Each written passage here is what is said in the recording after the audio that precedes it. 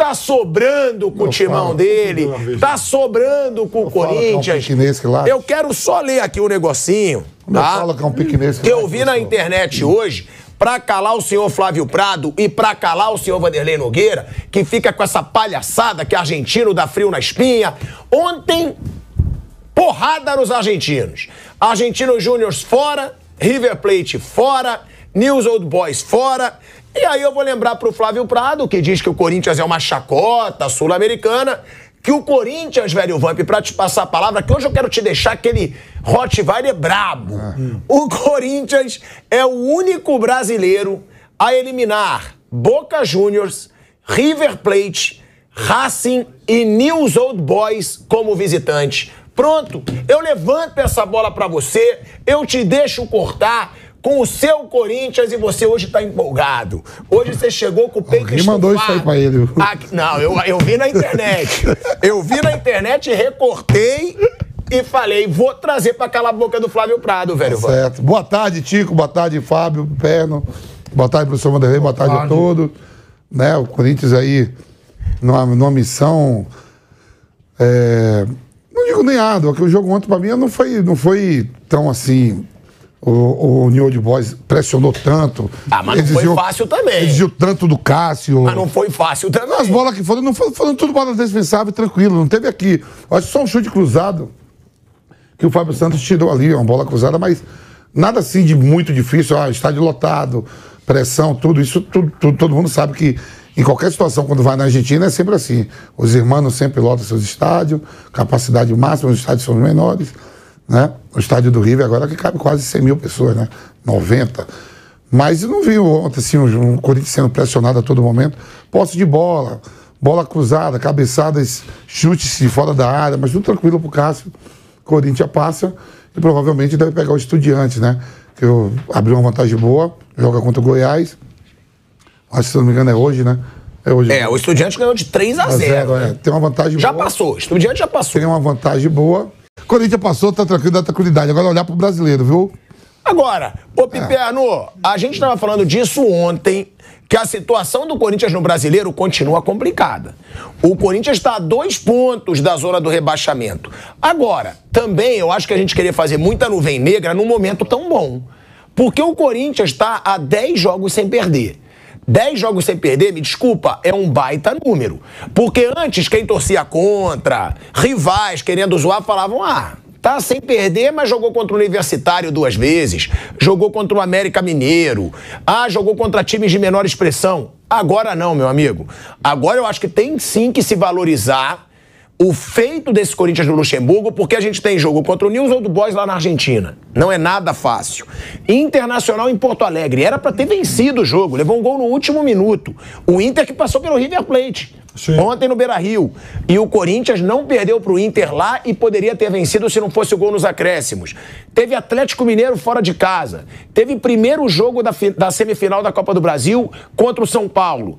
Então são jogos difíceis e que esse Corinthians não vem perdendo. Agora, tem a tensão do Campeonato Brasileiro, porque o São Paulo tem. O Corinthians tem o São Paulo, no meio da semana, quarta-feira, só que tem o Curitiba, pelo Campeonato Brasileiro, nesse fim de semana. E aí, qual será que vai ser o planejamento do Luxemburgo? Vai com a cavalaria completa nos dois? Eu acho o seguinte, boa tarde a todos inicialmente. Se salvo algum lapso de memória, o Corinthians me parece que hoje tem a maior invencibilidade entre os clubes da Série A do futebol brasileiro. Claro que todas as competições combinadas. No caso do Corinthians, as 3 frentes: brasileiro, Copa do Brasil e também a Sul-Americana. Não é nada, isso é um belo avanço para um time que até outro dia era um saco de pancada. Era quase que um faz-me rir. Era um Corinthians alvo de todos os deboches. É um Corinthians que começou de forma péssima esse Campeonato Brasileiro, teve muitos problemas na parte inicial da temporada. Aí contrata um Luxemburgo que chega cercado de todo o discreto do mundo, e eu já disse aqui, eu estava entre esses críticos. Como nós somos informação, Kaique Lima, nosso diretor, acaba de passar. O Corinthians perde só pro Botafogo.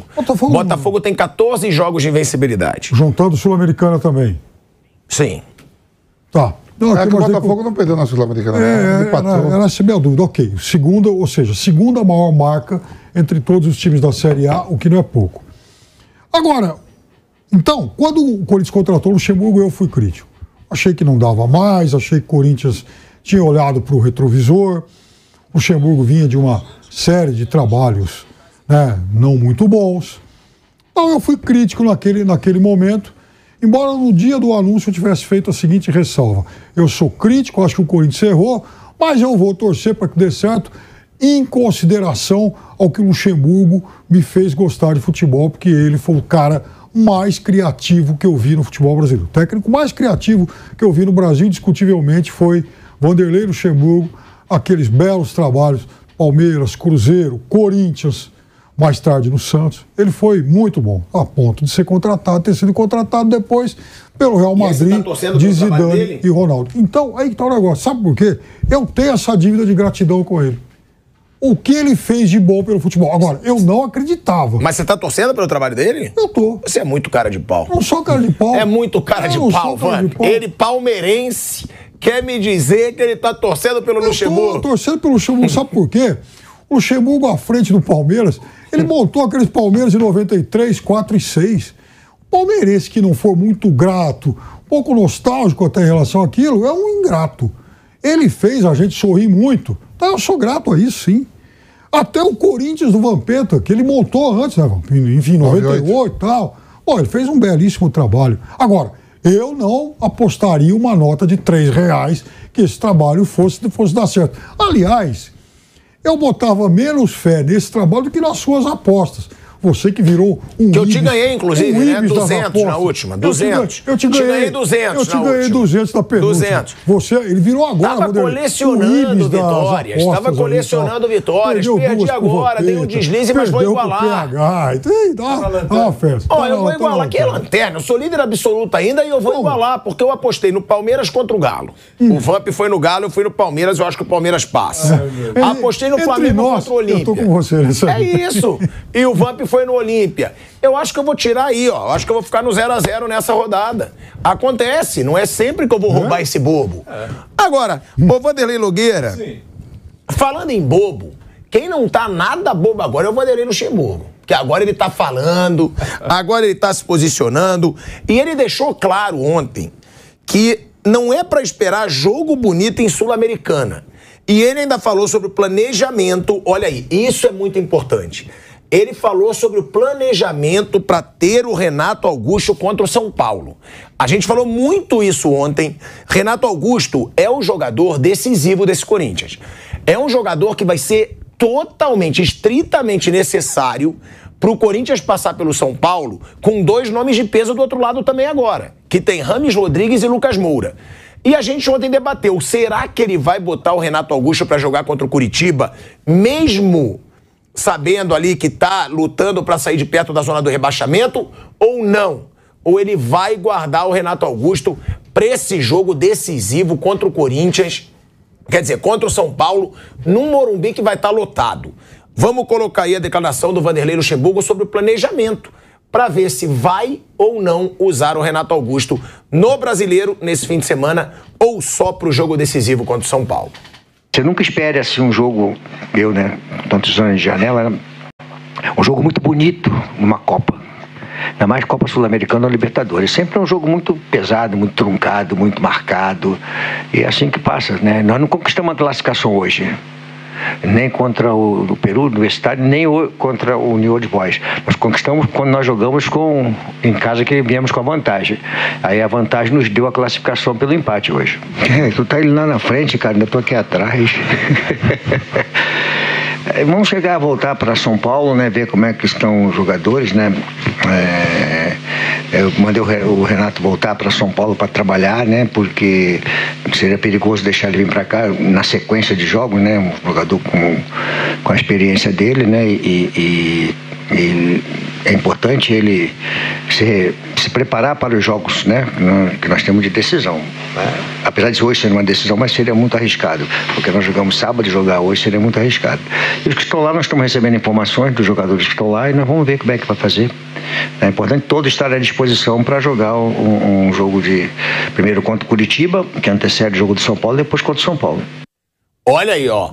É o Vanderlei Luxemburgo deixando claro, Vander, que ele pode usar o Renato Augusto contra o Curitiba. Eu achei que ele já ia bancar lá, não vai ser só contra o São Paulo.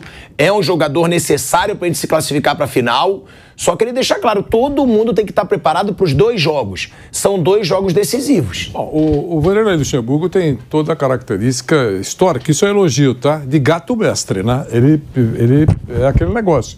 Ele fala uma coisa, tal, mas ele deixa sempre um atalho para poder mudar a rota do discurso. De longe, acho que ele não vai usar o Renato Augusto. Agora, para deixar um atalhozinho lá, talvez use alguns minutos, dependendo do que acontecer, 15 minutos finais, para ele se movimentar, para ver exatamente como está. Na cabeça dele, o Renato Augusto será um jogador, como você acabou de dizer, extremamente útil, muito importante ao Corinthians na partida contra o São Paulo. É um jogo decisivo, o Corinthians já entra classificado. Imagine, é muito importante ter um jogador cerebral que saiba o que está acontecendo, segure o jogo, complique a vida do adversário, enfim. Então eu acho que ele só está pensando no Renato Augusto para o jogo contra o São Paulo. Mas e como é que vai ser contra o Curitiba? Sei lá, eu acho que ele pode levar para o banco, ele está enturmado, coloca um pouquinho, acho. Mas se eu fosse o Vanderlei Luxemburgo, imaginando esse cenário que o Corinthians terá pela frente contra o São Paulo, deixaria o Renato, que ele está treinando, está se movimentando, está buscando melhor condicionamento, e todinho inteiro para enfrentar o São Paulo, porque não será fácil. O São Paulo está em desvantagem. Imagino que vai fazer todo o possível para complicar a vida do Corinthians mesmo, partindo para cima, tentando tirar o atraso. Então é isso. Respondendo a tua pergunta, Asmar, eu acho que ele não vai colocar. Mas, se colocar, vai colocar só alguns minutos. Vai enfrentar o Curitiba, que está na zona do rebaixamento. Precisa de pontos, claro que precisa de pontos. Hoje está 2 pontos só da zona do rebaixamento, ou a zona da confusão, como definiu o próprio Vanderlei Luxemburgo. Chegou a ficar 5 pontos. Agora voltou até 2. Se o Bahia ganhar, se o Santos ganhar, se o Goiás ganhar e ele tropeçar contra o Corinthians tropeçar contra o Curitiba, ele vai para a zona de rebaixamento. Então não pode brincar com isso, mas ao mesmo tempo tem que considerar que aquilo que todo mundo, ou a grande maioria, entendia que o Corinthians não tinha a menor chance, está mortinho nas Copas e tem que pensar mesmo só em Campeonato Brasileiro. O Netflix, a série Netflix mudou todo o cenário. Está vivo nas competições, está respirando, aos trancos e barrancos, não importa. Isso aí que o Aymar falou, 10 jogos sem perder, é um ponto importante, cara. O Corinthians só tomou uma trombada, uma pindaíba, tá certo? Quer dizer, e dentro de casa, vim aqui só para te empurrar, e não acontecia absolutamente nada. O time começou a ter resultados. Segundo o filósofo contemporâneo Vampeta, é muito melhor arrumar o time com pontos conquistados do que destruído. Então, você não pode negar. E eu queria só fechar, Asmar, dizendo que quando ele foi contratado, eu falei que ele tinha um desafio. Mostrar se ele estava afiado ou enferrujado.